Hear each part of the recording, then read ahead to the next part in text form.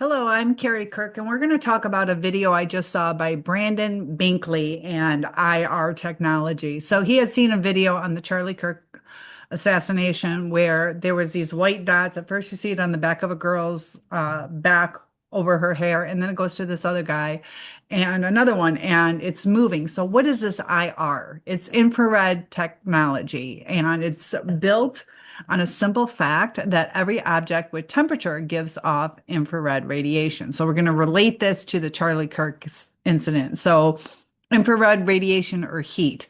Our eyes can't see it, but special devices can capture it and turn it into images. So on certain cameras, it'll pick it up as either white or purple, and these happen to be white dots. So that's why firefighters use thermal cameras to see through smoke, why security systems detect movement in the dark, and why law enforcement uses it to track suspects at night. So infrared comes in different ranges. You have near infrared. This is used for things like remote controls and communication devices. Mid and far infrared are more commonly tied to heat detection. These are the types used in thermal cameras, drones, and surveillance equipment.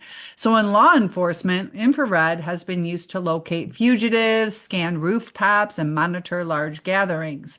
A person's body heat can stand out clearly against cooler surroundings, and this makes it easier to detect someone hiding or moving in the darkness.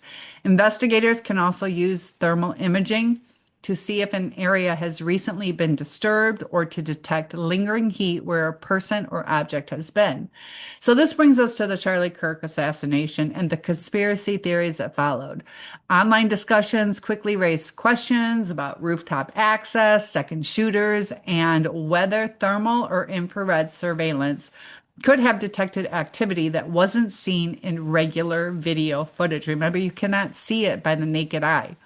Some speculated that infrared imaging might have shown hidden figures, professionals involved, or unusual heat signatures near the scene. So all of a sudden, claims start circulating that IR or infrared technology could provide proof of a larger plot. Some pointed to the way IR cameras can detect human presence even without visible light, suggesting that if rooftops and surrounding areas were scanned, evidence might exist of additional actors. Others connected IR to broader theories, and they were arguing that military grade surveillance tools are often present at political events and could reveal more than the public was shown.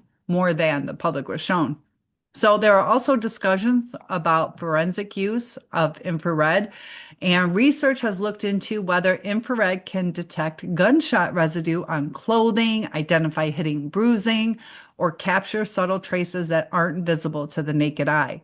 So in the conspiracy circles, these possibilities are sometimes tied to questions about whether all available forensic technologies were used in the investigation or whether certain findings were kept from the public.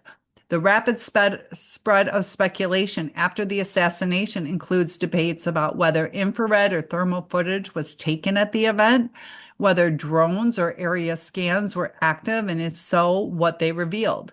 I want you to see that video because you will see where he points it out. He goes frame by frame and it moves too. So, some conspiracy narratives suggest that such footage could confirm or deny the presence of multiple actors. So IR technology, it has a wide range of applications from medical thermometers to advanced military systems. So in context of the Charlie Kirk assassination, it's become part of the larger conversation about what tools might have been available, what evidence might exist, and how the evidence could reshape the narrative of what happened. So, for some, infrared represents a hidden layer of surveillance that could expose details not captured by standard cameras. For others, it raises questions about what data was collected and whether it has been fully disclosed. Infrared shows heat. It can detect presence in the dark, and it has been used in countless security and investigative operations. And in this case, it has become one of the key technologies discussed in the connection with the questions, speculation, conspiracy theories, and the events that surround the Charlie Kirk assassination. I'd like you to see that video. It is a possibility that there's more to the story. I'd like to know your thoughts. Topic requests are welcome. I'll see you in the next video.